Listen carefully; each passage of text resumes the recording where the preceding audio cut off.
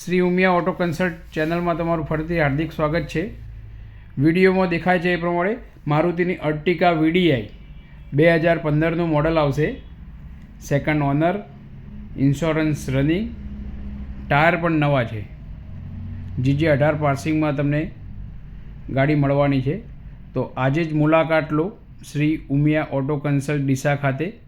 સરસ કન્ડિશનમાં ગાડી છે, વિડીયોમાં દેખાય છે એ પ્રમાણે. તો આજે જ મુલાકાત લો.